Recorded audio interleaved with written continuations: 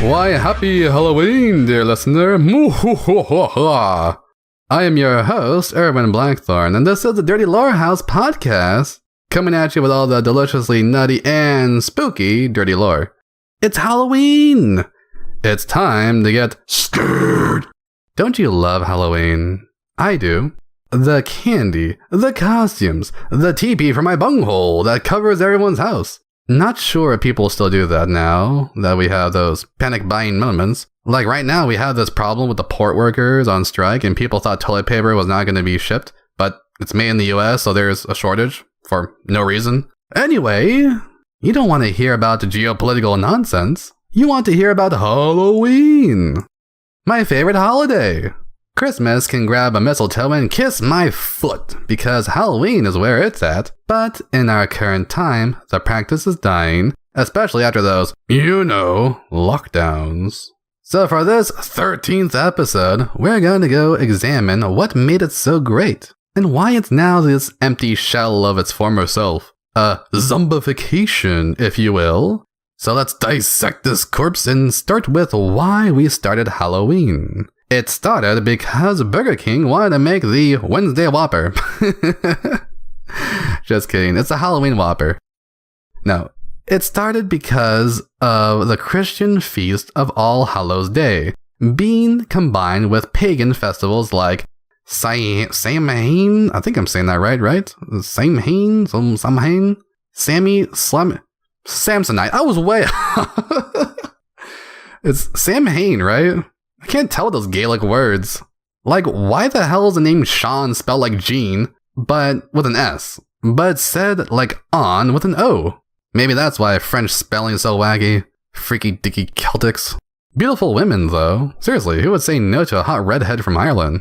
And Irish men, you have my permission to make more Irish women. Make it happen. So, in the beginning, it was spiritual and a determination of a diet. The Christians didn't eat meat out of respect for the saints, and this was also to conserve animals for the upcoming winter, because of the chances you'd run out of vegetables and you'd need your farm animals alive to eat them when there's a blizzard, or else, you'd have to eat your delicious relatives, and that is harder to come back to the dinner table than when you're eating old Bessie. The lack of meat is why we have a tradition of handing out apples for Halloween. Because we'd give out fruit and vegetables, with sugar being from stuff like sugar cane and sugar beets. Wait a minute. Sugar?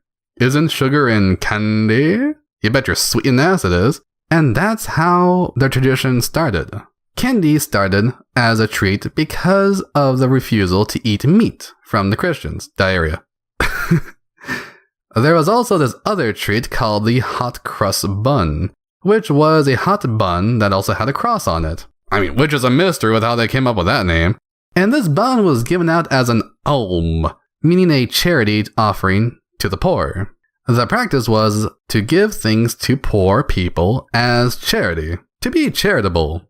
Then the Great Depression and Detroit happened, turning this charitable tradition into a threat of what we know as trick or treating.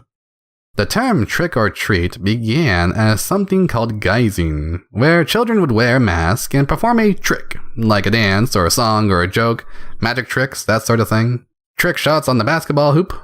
It was a bit like door-to-door panhandling, only more Scottish. But once the Great Depression hit, the industrial city of Detroit was hit the hardest, resorting to some of the most crime the US has had ever since.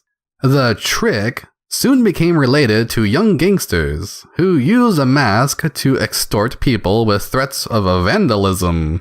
Most of it was done out of the Depression, but this was also a way for some real sickos to start lighting abandoned buildings on fire in the form of protest against big business.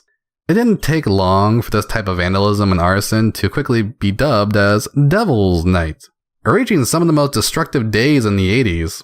However, Devil's Night, usually called Mischief Night, is on the 30th, not the 31st. This strange combination of traditions, one good and one bad, is how we get the current form of kids going around to ask for candy. This is perhaps the most recognizable part of Halloween, thanks to how much we like candy, and how easy it is to remember alliteration. I mean, trick or treat, how do you forget that, right? The second most recognizable is the Halloween party, which started as part of the festivities, but also as part of an old medieval Christian belief. The dancing dead, the danse macabre, was an artistic depiction of the universality of death that started thanks to an aesthetic called memento mori. Christians held the graveyards near their churches as a reminder of death, with this reminder heavily important during the Black Plague. It was terrible to live in such conditions, with each day becoming more precious than the last, and so celebrations were common. In accordance to Halloween, the Dance of the Dead was depicted as a day where the dead would rise from their graves and have themselves a quaint little carnival of horrors. These days, we get confused with the word carnival because we either think of a circus or a cruise ship. The carnival was meant to be a Christian celebration, with the Latin word carne, meaning meat, being the key word to signify the removal of meat. In one way, it meant the removal of meat from our diets, meaning a fasting, but it also meant to remove our flesh from the equation of life, which brings it back to memento mori, the reminder of death. Things to do for a carnival are things like having sweet parties, parades, for entertainment, and a good way to look at it is how Brazil handles its carnivals in such an extravagant way. The dead are meant to have a carnival of their own during Halloween, with people donning costumes to act as if the dead will join their own party. Remember, the Gaelics believe that spirits roam the earth during Halloween. Jack-o'-lanterns were made to act as a will-o'-the-wisp, which is like a wandering light that is meant to be locked away from both heaven and hell for being so bad. In fact, the name Jack-o'-lantern comes from the Irish folklore of Stingy Jack, who was locked out of heaven for drinking so much, but was also locked out of hell for tricking the devil, meaning he was forced to wander the earth, given only a small ember inside of a hollow turnip to light the way. That ember in a carved-out vegetable transformed to a pumpkin, which then transferred into a charm that wards off evil spirits. This is why we put those pumpkins around the house, in the same way a Romanian would hang garlic over their door to ward off a vampire. On top of jack-o'-lanterns, we would dress up as spirits and ghosts to avoid any vengeful ghosts that might want to steal our souls. These costumes get combined with carnival masks, to get combined with guising masks, to then get combined with current pop culture and trends, to have what we now know as the Halloween mask, that we see in every party shop and department store. When people say the party is for the adults and the trick-or-treating is for kids, it was actually the opposite in the past. I mean, the trick-or-treating started as child slave labor, which quickly turned into them getting highly processed diabetes because the parents bought some contemporary fashion statement from a corporation. Before, it was a spiritual religious statement, but now it's the religion of consumerism. Even in our Halloween movies, this tradition is absent, despite the fact that most Halloween movies have stuff like trick-or-treating and costume parties. There is the movie Hubie Halloween, which surprisingly has a lot of the festivities that originally occurred, mixed in with all the current downfalls that relates to trendy fashion statements. I think they even had a parade in that movie, making it more authentic than anyone could presume without knowing the context. I would say that one of the most Halloween things I've ever seen is from the first SpongeBob Halloween special, specifically because of how they began with the folktale of the Flying Dutchman stealing souls, to then have SpongeBob dress as a Flying Dutchman, only to present the removal of flesh, which in his case was his spongy body and he's left with those floating eyes and mouth attached to his brain. I think everyone can understand what I mean when I say most Halloween movies don't have this though. Usually we get some kind of slasher movie, and even the Halloween series completely forgot this, to focus solely on the idea of some killer wearing a costume. I mean, I guess he's meant to be a vengeful spirit that awakens during Halloween, and it transfers from person to person. You know, when he dies in that one movie and that chick becomes the killer. I mean, sorry, spoilers for a movie that's like 50 years old. Candy. I mean, who doesn't like candy? And why would anyone tell their kids, no, we're not gonna get candy because we're old-fashioned and we celebrate Halloween the old-fashioned way with apples and hot crust buns? I'm not saying anyone should destroy the stuff people have fun with, but Why not add the part of having a Halloween dinner? And maybe those goofy Christians should remember that they shouldn't eat meat that day. I mean, every time we have Halloween, there's also Halloween meat specials at fast food restaurants. That's when you know the US lost its Christianity long ago. When I went to Thailand recently, which I'm gonna try to live there indefinitely because of how much better it is there, I felt like it was Halloween there every day. Everywhere you walk around is a ghost house sitting in front of someone's house, in the corner of a street, in the corner of a store, next to you when you enter a bathroom stall. It's everywhere. And these little ghost houses are meant to contain the ghosts of the place. And if you ever mess with that, the ghosts inside will haunt you forever. Even the Buddhists in places like Japan will talk about ghosts and kami and make it very believable with how they stick to their traditions. The US is secular, meaning it doesn't hold any of these traditions as sacred. And so, traditions over time become something that corporations take over and turn into an excuse for consumerism. Like those Christian candles that everyone buys for no reason. They see a picture of Jesus on the candle and they're like, I have to buy specifically this candle because it has his picture on it, meaning it's a Jesus candle. The Virgin Mary candle summons the Mary powers. The Jesus candle has Jesus powers. The St. Peter has Peter powers. Those aren't candles anymore, those are Yu-Gi-Oh cards, dummy! I don't want to blame the corporations and consumerism, but these corporations are causing so much consumerism and they are to blame. And I would say Asia is way more Halloween-y than the US could try to be now. But they don't make a celebration of Halloween, and it's not from their countries. I guess it's not from the US either, but you know what I mean. The tradition comes from Europeans, and the European people of the US failed in retaining that tradition. Thanks to the Great Depression and, those people in Detroit, it became a recognition of how violent and destructive teens can be. I would rather Halloween looks like Soul Eater than this garbage we churn out in the US, especially now that the costume party has been dwindled down to whatever movie came out that year. Joke costumes and erotica cosplay, all fueled by drug use and hipster media references. Although a new aspect that I would praise is the haunted house. Because so many people are trying to one-up each other, the haunted house is something that has more room added, or more elaborate scares added with each year, as long as the person is willing to expand or can afford it. I've always seen it as either a rich person thing or a way for rednecks to trick people into checking out their half-broken money laundering scheme. In the beginning, it was mostly done as an attractive history exhibit or a magical creep show that uses mirrors to depict ghosts, in a trick that was called Pepper's Ghosts.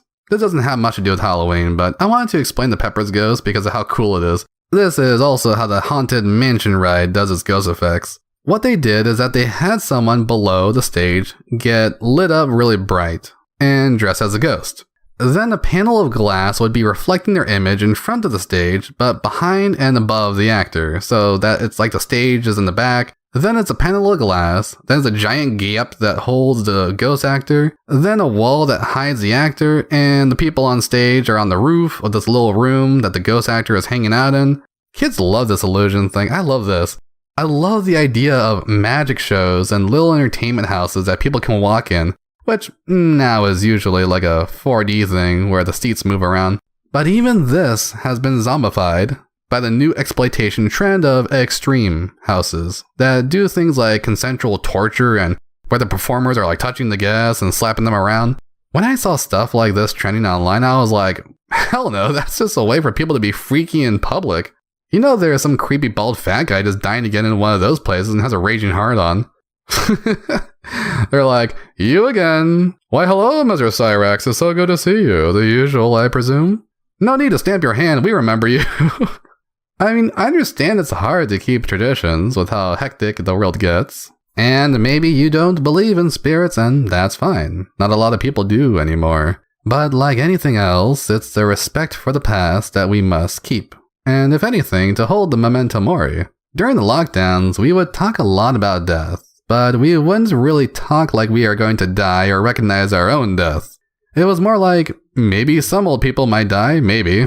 It was more of an annoyance than a threat. Like, oh no, I'm gonna miss work and I have to work at home. If anything, it was just people being bored to death. But because of that, we lost a lot of trick-or-treating and we lost a lot of people putting up decorations. Like, yes, we still see people buying those oversized skeleton statues and blow up UFOs to put on their lawn, But the lack of being able to group together is what caused a new habit of no longer grouping together. People are isolated these days, especially in the big cities. And then they're like, I'm not alone, I have a dog. Your dog doesn't even know if it's alive, dumbass. In fact, the dog is forced to never celebrate Halloween because it can't eat chocolate, and it's forced to eat meat every day. Dogs are the least Halloween thing possible. And the black cat is only there as a symbol of a witch's familiar. And speaking of witches, the Wiccan aspect of Halloween now is destroying everything even further. Wiccan has nothing to do with the pagan and Christian traditions of old, but now we have things like the new Sabrina and Wednesday shows presenting Wiccan propaganda, which has become so mainstream that Wednesday has her own cereal box. We don't have goth anymore, we have Wicca, which is what we get after combining the goths we used to see in high school with the TikTok and Tumblr people who act like they failed every class in high school. I didn't want to bring this up, but Wiccan is a feminist aesthetic, meaning a Wiccan is instantly a feminist because they worship the triple goddess, aka the claim that God is actually three goddesses together. The whole witch aspect is to claim that women have these magical powers from nature, because nature is a woman, and they are also a woman, and thus the more womanly they are, then the more spells they can cast with their womanhood. The crystals, the herbs, the incest, it's all a way to say you're a drug addict who likes to wear black. Let's face it, the whole Wiccan thing is just a way to combine Hot Topic with Spencer's so that people can brag about how much drugs they use while never actually admitting to the drug use. What I don't like is that mainstream media tries to appeal to that, creating shows about it. These shows become popular, and now the next hipster generation will try to go more extreme. I mean, previously, people were obsessed with satanic rituals and the Ouija board, and a lot of that was harmless fun. But now it's all about being a feminist and turning into a lesbian, and the witch is going to destroy the patriarchy. And I'm like, really? Right in front of my Kartoffelkroos? Did you really think that was going to do anything, bitch? And this is going to sound crazy, but I haven't really met a Wiccan in real life. I mean, I've seen them wearing the fashion, and I've seen their little Boy George hats, or whatever you call them. They're always dressed up like a gypsy who's also an artist from New York with the overalls and nerd glasses. And I'm not saying this is bad fashion or anything, but it's a bad trend to follow for the sake of looking different because of the feminist implications that women get sucked into, because they're easily impressionable like children. I know, I sound offensive when I say this, okay? That's why I'm saying it. The point is that I don't want feminists destroying the patriarchy in my Halloween. I want a pagan and Christian root that holds to memento mori and a celebration of the spirits that roamed our earth. I want the people to be gathered together. We are gathered here today to celebrate Halloween. It's not just about scaring people. It's about saying, look at this skull. This will be your future, even nothing but bones. Cherish your living days until you have a carnival of horrors in your days being dead. And that just scares us by proxy. The reaction became the intent that wasn't how it went before. I swear, at this rate, Asia's gonna be the new Halloween Central. I can feel it. In my bones, no less. Koreans go crazy for it.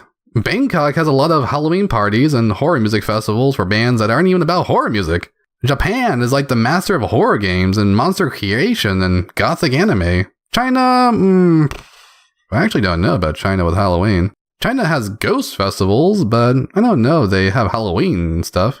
But ghost festivals are around late August. It's based on lunar months, so good luck finding out when those are. But funny enough, the offerings on those days involve food. But here they give it to ghosts. The idea is that the ghost eats the food in the way of how food rots away. Like the ghost is sucking out the flavor and juices when you're not looking. And again, it's Buddhist. So Buddhism will be the main component in keeping Halloween alive in the following years. When I say Halloween, I mean the traditional side, not the corporate side. And you know. The last episode, I ended it with Buddhism saving the world, and here I am again having to say that Buddhism will save Halloween. I don't know if Buddhism is growing, but if it isn't, it should. Or it might as well grow with how much efficiency it holds in Asia, which is spreading around in the West by proxy. As Americans remove their culture with anti-culture, Buddhism just swoops in from Chinatown and takes the wheel. Sorry, a bit of a Buddhist joke, it's the wheel of life and all. Also, Asians can't drive. It was like the guy who made that joke. The Buddha went to a pizza shop and said, "I want one with everything." And the Dalai Lama, he's like listening really closely, like, what do you say? Pizza shop. Oh, okay, continue. Honestly, I have no idea what to say about Halloween at this point, unless I'm gonna start naming random horror movies. Watch The Nightmare Before Christmas if you haven't. That movie is pretty cool and Halloween related with Jack Skellington and all. Till next time.